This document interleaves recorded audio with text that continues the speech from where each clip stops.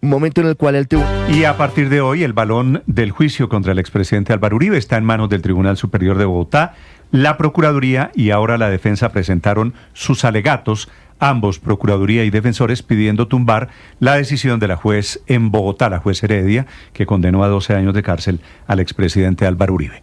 El abogado del expresidente Uribe es el penalista Jaime Granados. Doctor Granados, buenos días.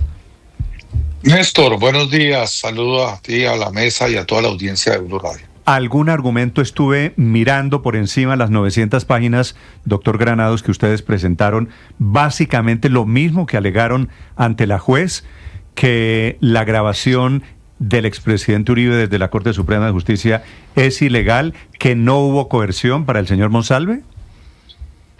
Néstor, la apelación se construye sobre un disenso o discrepancia o un ataque a la sentencia. No se puede hacer una repetición de argumentos propios del debate simplemente, sino que hay que confrontar la sentencia y mostrar en qué puntos está en desacuerdo y sobre esa base se estructura esa apelación. Ante una sentencia de 1.114 páginas, que contiene, a nuestro juicio, múltiples hierros, sesgos que identificamos por lo menos 43 en la valoración testimonial, y pues nos tocaba uno a uno y tocar todos los temas y explicar por qué está equivocada. Y evidentemente estaba equivocado en el tema de las escuchas ilegales, está equivocada en el tema de la valoración de los testimonios, incluyendo el de Monsalve, está equivocada en cuanto a la supuesta determinación que no hubo.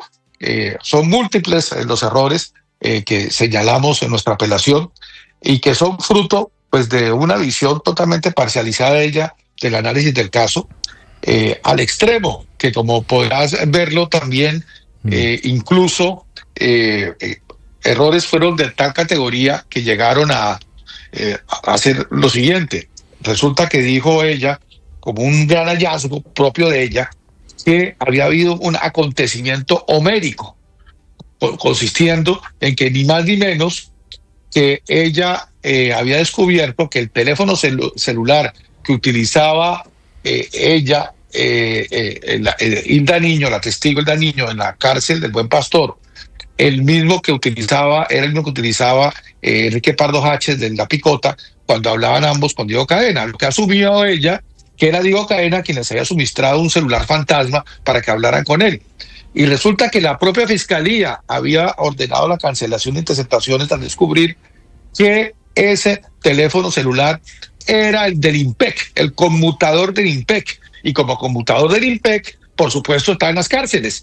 ¿Y cómo podía entonces ser un teléfono proporcionado por Diego Cadena cuando era el conmutador del IMPEC? Este tipo de ligereza del análisis es lo que está plagado esta sentencia, estimado Néstor. La jueza había inferido sobre ese punto que me parece importante, doctor Granados, con base en esto, con base en que era el mismo número telefónico al que se comunicaban la exfiscal Hilda Niño y Enrique Pardo Hash, infirió con base en que Diego Cadena les había suministrado el teléfono, cuando al final nos cuenta usted que la Fiscalía determinó que estaban llamando desde el teléfono de la cárcel. A mí también, cuando usualmente llaman fuentes, incluso usted sabe, desde las cárceles, sí, me aparece el número telefónico siempre que llaman, por ejemplo, de la cárcel de Cómbita, y pueden llamar diferentes personas, pero siempre Exacto. aparece el mismo número telefónico.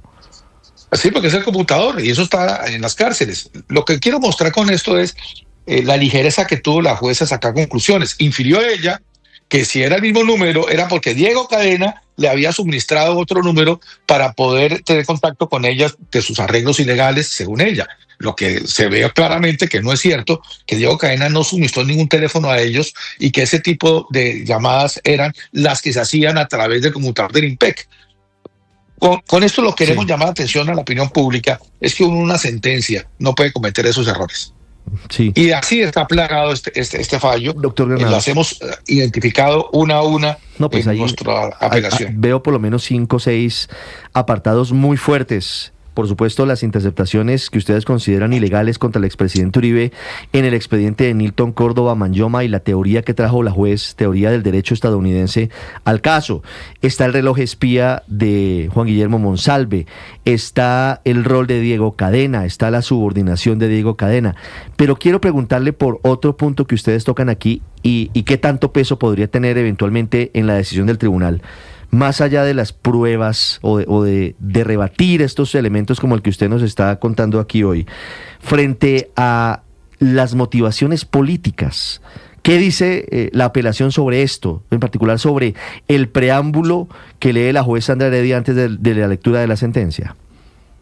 Sí, realmente, como viste, Ricardo, en nuestra apelación hicimos una introducción explicando que evidentemente tenemos una gran sensibilidad por lo que es el origen de la diosa Temis y lo que significa la justicia ciega y lo que significa actuar con imparcialidad. Pero justamente lo que hizo la juez con ese sentido del fallo, cuando hizo las explicaciones que dio, esa larga introducción, es la negación de la imparcialidad, es la negación de actuar sin sesgos políticos, es la negación de alguien que realmente quiera hacer simplemente justicia.